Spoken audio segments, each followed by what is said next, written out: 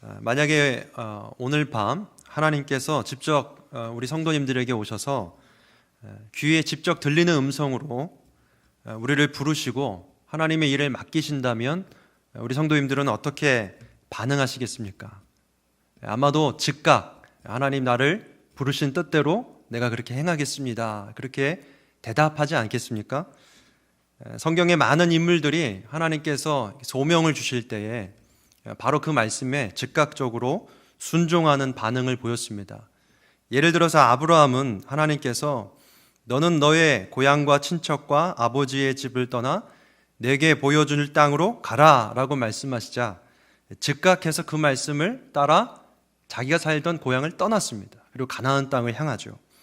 이사야 선지자도 마찬가지입니다. 이사야 6장 8절에 보면 하나님이 이사야를 부르십니다.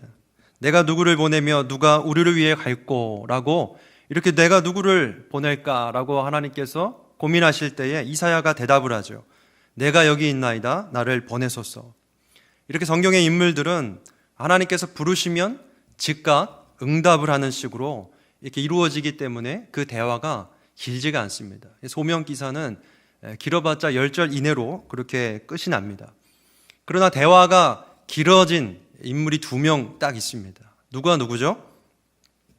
선지자 요나가 그랬고요, 오늘 본문에 모세가 그렇습니다. 애굽의 압제로부터 이스라엘 백성들을 구원해내라고 하나님이 모세를 부르시죠. 그런데 하나님은 가라 하시고 모세는 못 가겠다 이렇게 버팁니다. 이러한 가라 못 가겠다라는 실랑이가 5번이나 이어지기 때문에 모세의 소명에 대한 말씀은 출애굽기 3장과 4장에서 아주 긴 분량을 차지하면서 우리에게 말씀하고 있습니다. 어떻게 보면 이러한 모세의 이런 불순종이 좀 실망스럽게 보이기도 하고, 한 나라의 지도자가 어떻게 이러한 불순종의 모습을 보일 수 있을까, 그러한 의아심을 우리에게 줍니다. 그러나 이 모세와 하나님의 대화를 주의 깊게 살펴보면 하나님께서 모세를 부르실 때에 그냥 부르신 것이 아니라 그에게 있는 한 가지의 생각을 꼭 깨트려야만 했을 것이다 라는 그러한 생각이 듭니다.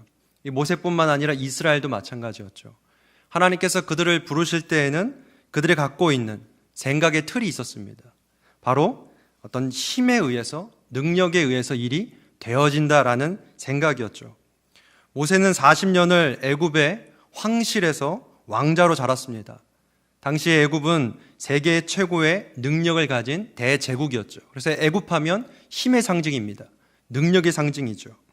철저하게 힘의 논리가 지배하는 그 애굽의 제국 안에서 모세와 이스라엘 백성들은 힘의 논리로 세상이 돌아간다라는 생각의 틀을 버릴 수가 없었습니다. 그러나 하나님은 하나님의 나라를 만들어 가심에 있어서 세상의 힘의 논리를 따르지 않으시죠. 하나님은 하나님만의 방식으로 하나님의 뜻을 이루어 가십니다. 그래서 모세의 소명의 말씀을 통하여서 하나님은 모세의 그 생각을 깨트리십니다. 하나님과 모세의 이 긴 줄다리기, 가라 못 가겠다라는 대화를 통하여서 어떻게 하나님이 이 모세의 생각을 깨트려 가시는지 우리가 함께 살펴보기를 원합니다. 긴 내용을 다 살펴볼 수가 없어서 마지막 대화 장면만 우리가 함께 읽고 살펴보겠습니다. 12절 말씀에서 하나님이 모세에게 명령하시죠. 이제 가라.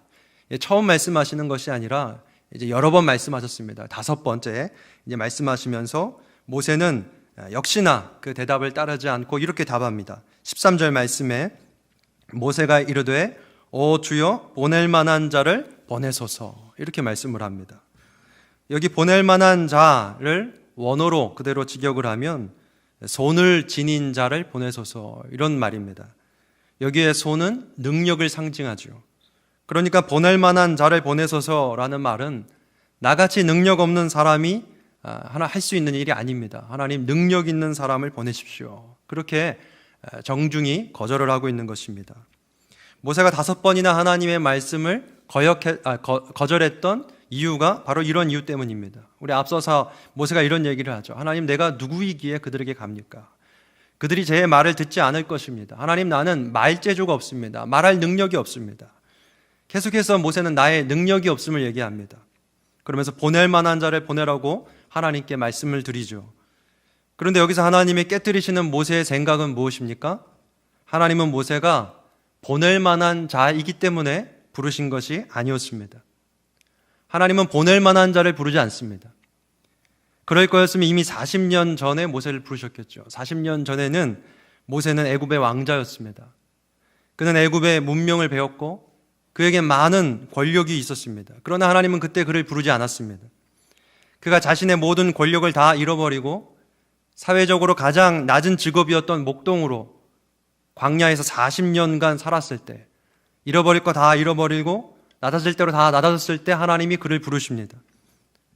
하나님이 그를 보낼만 해서 부르신 것이 아니죠. 하나님은 일을 하실 때에 보낼 만한 사람을 부르지 않습니다. 그 말은 무슨 말이죠? 하나님은 우리의 힘이나 우리의 능력 여하에 따라서 우리를 부르지 않습니다. 모세가 못 가겠다고 할 때마다 하나님은 계속해서 이런 말씀을 하세요. 너가 너의 능력으로 일하는 줄 아느냐? 그렇지 않다는 것이죠. 하나님께서 계속해서 하시는 말씀은 내가 너와 함께 하겠다. 내가 하겠다. 하나님은 계속 그런 말씀을 하세요. 모세는 나는 할 수 없습니다 라고 말할 때 하나님은 내가 할 수 있어 라는 말씀을 하고 있는 거예요. 이 모세의 소명에 대한 말씀을 쭉 읽어보면 하나님께서 이러한 자기 표현이 하나님이 자신을 표현할 때 이러한 말씀이 여러 번 등장합니다. 하나님 자신을 가리켜서 아브라함의 하나님, 이삭의 하나님, 야곱의 하나님 그렇게 스스로를 부르시죠. 이 말은 다른 말로 말하면 아브라함과 언약을 맺으신 하나님, 이삭과 언약을 맺으신 하나님, 야곱과 언약을 맺으신 하나님 그런 뜻입니다. 그렇다면 이 언약은 무엇입니까? 이스라엘과 하나님의 관계가 이런 언약적 관계라는 것인데 언약이란 무엇입니까? 하나님의 이스라엘 백성의 하나님이 되고 이스라엘이 하나님의 백성이 된다. 그렇게 해서 하나님과 이스라엘 백성이 늘 함께 할 것이다 라는 것이 이 언약의 내용 아닙니까? 하나님은 이 모세에게 또 이스라엘 백성들에게 계속해서 깨우쳐 주시는 것이 무엇이냐면 하나님은 그 언약을 계속해서 성취해 나갈 것인데 그것은 모세의 능력이나 이스라엘 백성의 능력으로 되는 것이 아니라 하나님이 함께 하심의 능력으로 된다. 그런 말씀을 계속해서 모세에게 일깨워주고 있습니다. 3장 12절에서도 이렇게 말씀하죠. 하나님이 이르시되 내가 반드시 너와 함께 있으리라. 본문 12절에서도 이렇게 말씀하십니다. 이제 가라 내가 내 입과 함께 있어서 할 말을 가르치리라. 하나님은 모세의 약함을 다 아시고 그에게 그의 형 아론을 동역자로 붙여주시면서 또한 이렇게 말씀하십니다. 15절에서도 내가 내 입과 그의 입에 함께 있어서 너희들이 행할 일을 가르치리라. 계속해서 모세는 자기의 능력을 살펴봅니다. 내가 그럴 만한 힘이 있는가? 내가 그럴 만한 능력이 있는가? 하나님이 어떤 일을 시킬 때에 그 일의 사이즈를 보죠. 이건 내가 감당할 수 있는 일인가? 내가 가진 돈으로 이것은 지불할 수 있는 것인가? 우리는 이러한 생각에 아주 깊이 빠져 있습니다. 그러나 하나님이 여기서 강조하시는 것은 너의 힘의 사이즈만큼 너가 일어나는 것이 아니라 하나님이 함께 하시는 만큼 일할 수 있다라는 것을 모세에게 말씀해 주고 있습니다. 우리 그리스도인들은 능력이나 돈이나 지위로 살아가는 사람들이 아니죠. 하나님이 함께 하심이 우리에게 능력이 됩니다. 하나님은 우리에게 친히 능력이 되어주심으로 그분의 뜻을 이루어 가시는 하나님이심을 믿으시길 바랍니다. 이것은 모세에게만 주시는 말씀이 아니라 앞으로 이스라엘 백성들이 하나님의 언약 백성으로 살아갈 때에 그들이 살아가는 방식으로서 교훈해 주시는 말씀입니다. 이스라엘 백성들은 앞으로 수많은 문제들에 부딪히게 되죠. 그들보다 더 문명이 발달된 민족을 만날 것입니다. 군사력이 더 강한 민족들을 그들은 직면할 것입니다. 무엇보다도 그들은 그들 자신 안에 있는 탐욕을 이기지 못해서 쓰러질 것입니다. 그러한 문제들이 있을 때마다 하나님은 뭐라고 말씀하십니까? 군사력을 늘려야 한다라는 말씀이 없어요. 하나님의 율법에는 좀 더 부를 축적해야 된다라는 말씀이 없어요. 좀 더 교육 제도를 잘해서 학교를 세워서 너희들 다음 세대가 공부를 해야 된다, 문명을 배워야 된다, 그런 말씀이 없어요. 하나님이 우리에게 계속해서 하시는 말씀은 우리가 누구이냐는 거예요. 하나님과 우리의 관계가 무엇이냐? 바로 언약 백성이라는 거죠. 하나님이 함께 하시는 백성이라는 겁니다. 내가 너희와 함께하고 있다는 사실을 잊지 말라. 언약 백성답게 살라라는 그런 메시지를 계속해서 주고 있습니다. 군사력이 없어도 너희는 망하지 않는다. 돈이 없어도 너희는 망하지 않는다. 단 너희들이 망할 이유는 단 한 가지인데 믿음을 잃어버리면 망한다는 것이죠. 그것이 이스라엘 백성들의 삶이고 정체성임을 이 모세와 하나님의 긴 대화, 이 소명의 말씀을 통하여서 계속해서 하나님이 일깨워주고 있는 것입니다. 그러한 것을 잘 보여주는 이스라엘의 제도 중에서 안식년과 희년 제도가 있습니다. 언약 백성으로서 살아가기 위해서는 율법을 지켜야 되죠. 그런데 그 율법 중에는 안식년과 희년 제도가 있었습니다. 이 안식년과 희년 제도는 이스라엘 백성들이 가장 지키기에 부담스러웠던 제도입니다. 성경을 보시면 이스라엘 백성들이 안식년과 희년 제도를 잘 시행했다, 잘 지켰다라는 말씀을 찾아보기 어렵습니다. 안식년과 희년 제도는 무엇인가? 안식년은 7년째마다 행해지는 제도고 희년은 50년에 한 번씩 행해졌던 제도입니다. 이 두 제도는 특징이 비슷한데 안식년, 그러니까 7년째마다 그리고 희년 50년째마다 먼저는 이스라엘 백성들은 토지를 쉬게 했습니다. 그때는 파종도 하지 않고 어떠한 농작물도 거둬들일 수 없었습니다. 그리고 그때는 모든 노예들을 풀어줘야 했습니다. 돈을 빌리다가 보면은 더 이상 저당 잡힐 땅이 없어지고 자기의 몸을 저당으로 잡죠. 그러면 누군가의 노예로 전락을 하게 됩니다.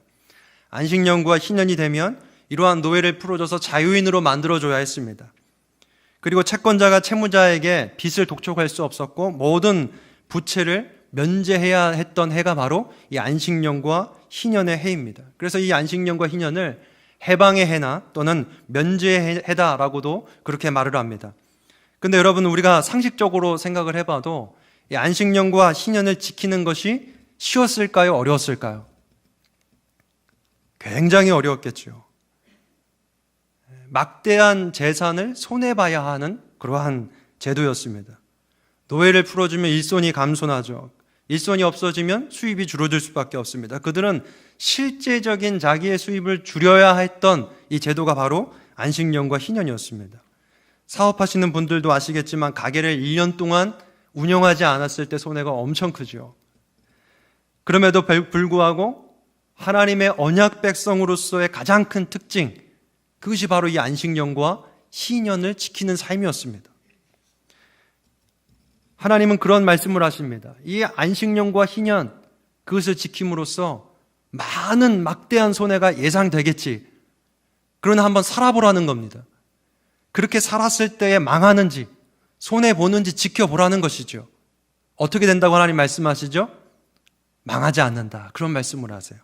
신명기 15장 4절부터 6절까지 말씀을 우리 함께 읽겠습니다. 내가 만일 내 하나님 여호와의 말씀만 듣고 내 하나님 여호와께서 내게 기업으로 주신 땅에서 내가 반드시 복을 받으리니 너희 중에 가난한 자가 없으리라. 내 하나님 여호와께서 내게 허락하신 대로 내게 복을 주리니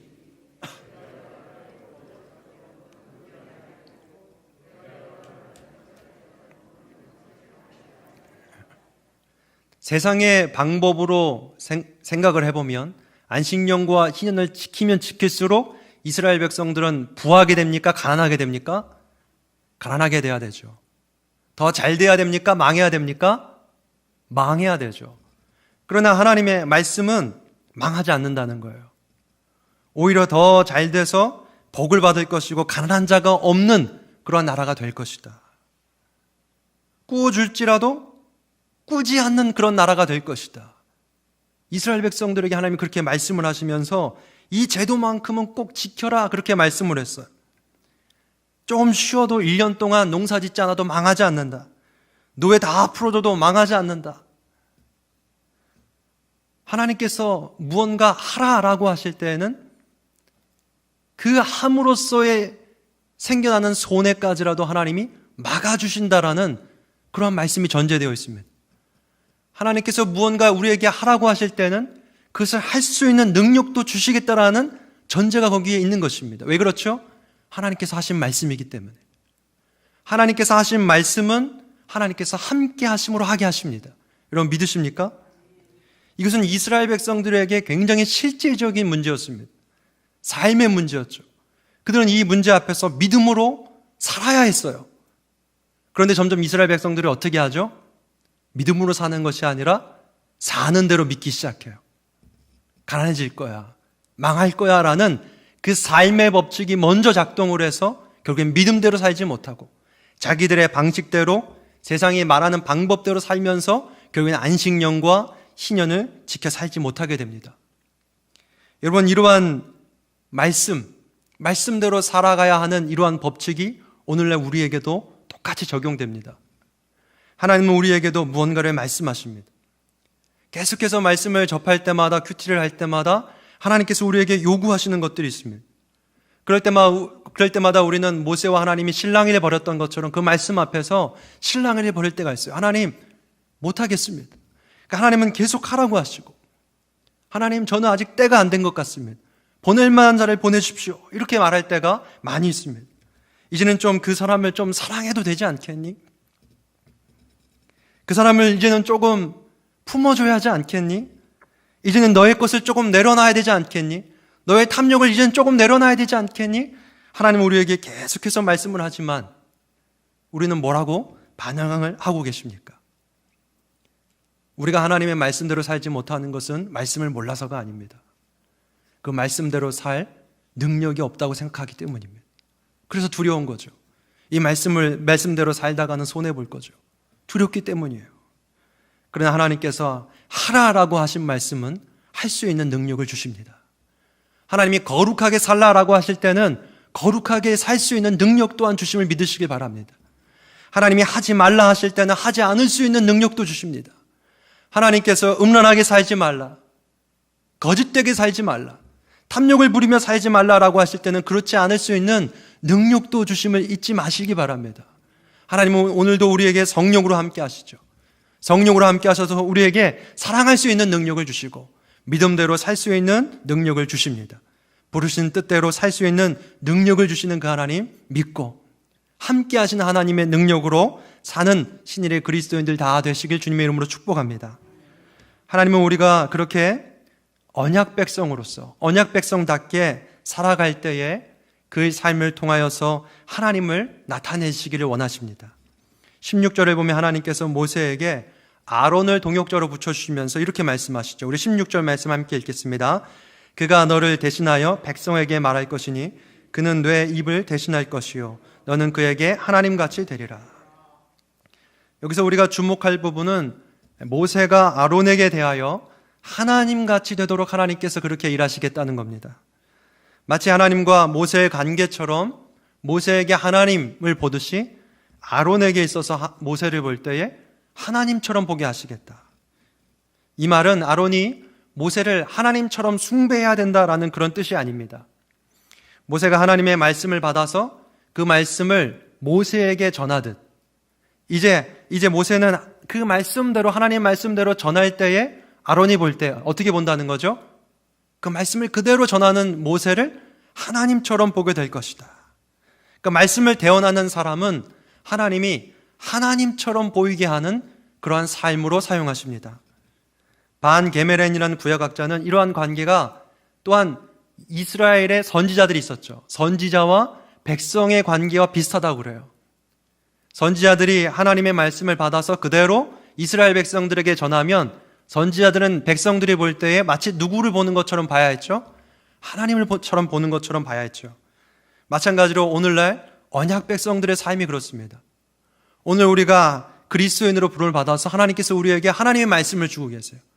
우리가 그 말씀을 입에 담아서 우리가 맡은 자들에게 그 말씀을 전해주고 우리의 삶을 통해서 세상 사람들에게 하나님의 말씀을 보여주는 그러한 삶을 하나님은 그들로 하여금 하나님을 보는 것처럼 우리에게 그러한 신적인 삶으로 우리를 부르셨다라고 말씀하고 있습니다. 여러분들의 주변 분들이 여러분들을 보면서 하나님을 보는 것처럼 그렇게 여기고 있습니까? 어떻게 보고 계십니까? 여러분들의 목원들이 목자를 보면서 우리 목자는 역시 하나님과 같아. 우리 목자를 보면 하나님을 보는 것 같아. 이렇게 말을 하고 있습니까? 가끔 저는 제 자신을 돌아볼 때에 내 주변 분들이 나를 어떻게 생각할까? 이런 생각을 할 때가 있습니다. 그럴 때마다 내 주변의 동역자들은 나를 그렇게 볼까? 그런 생각보다 나의 탐욕스러운 모습을 더 보지 않을까? 이 김영샘 목사는 욕심도 많아. 참 김영샘 목사는 참 이기적이야. 이런 모습으로 보지 않을까? 그런 두려움에 잡힐 때가 많이 있습니다. 여러분, 우리가 바라건대 우리의 모습 속에서 나의 탐욕과 나의 이기심이 드러나기보다 하나님의 모습, 하나님의 형상이 드러나기를 주님의 이름으로 축복합니다. 바울은 이렇게 말을 합니다. 로마서 8장 29절에서 이렇게 말합니다. 우리 함께 말씀 읽겠습니다. 하나님이 미리 아신 자들을 또한 그 아들의 형상을 본받게 하기 위하여 미리 정하셨으니 이는 그로 많은 형제 중에서 맏아들이 되게 하려 하심이니라. 하나님께서 우리를 미리 정하신 이유가 무엇이냐? 아들의 형상을 본받게 하기 위해서다라고 그렇게 말씀을 합니다. 하나님은 모든 믿는 자들에게 하나님의 말씀을 주시죠. 그리고 그 말씀을 붙들고 사는 그 삶을 통하여서 예수님의 형상을 꼭 닮은 존재로 살기를 하나님은 원하셔서 우리를 부르셨습니다. 우리가 계속해서 말씀대로 사는 훈련, 말씀을 우리의 입에 담아서 삶으로 살고 그 말씀을 전달을 하는 그러한 말씀의 통로의 역할을 살아갈 때에 우리를 통하여서 그리스도의 향기가 흘러 넘치고 예수님의 형상이 우리를 통해서 보여지는 것이죠. 우리의 성품이 예수님을 닮고 우리의 말 한마디가 예수님을 닮는 그러한 삶을 하나님은 원하셔서 우리를 부르셨다는 것을 잊지 마시기 바랍니다. 그렇다면 그러한 삶을 위해서 가장 중요한 우리가 붙잡아야 할 것이 무엇이냐면 바로 내 능력을 내려놓는 것입니다. 내 것을 내려놓는 것이에요. 하나님은 내 능력 때문에 나를 부르신 것이 아니죠. 하나님이 함께 하여 주셔서 하나님의 말씀이 내 삶에서 이루어지기를 그러한 간절한 소망으로 우리를 부르셨습니다. 그래서 하루하루 내 능력이 아니라 하나님의 능력으로 살기를 원합니다. 내 삶의 방식대로가 아니라 하나님의 함께 하시는 그것을 붙들고 살기를 원합니다라는 간절한 마음으로 엎드려 하나님께 기도할 때에 하나님께서 우리를 함께 하심으로 하나님의 형상을 믿지 않는 자들에게 보여 나타내 주실 줄 믿습니다. 우리 마지막으로 본문 17절 말씀 우리 함께 읽겠습니다.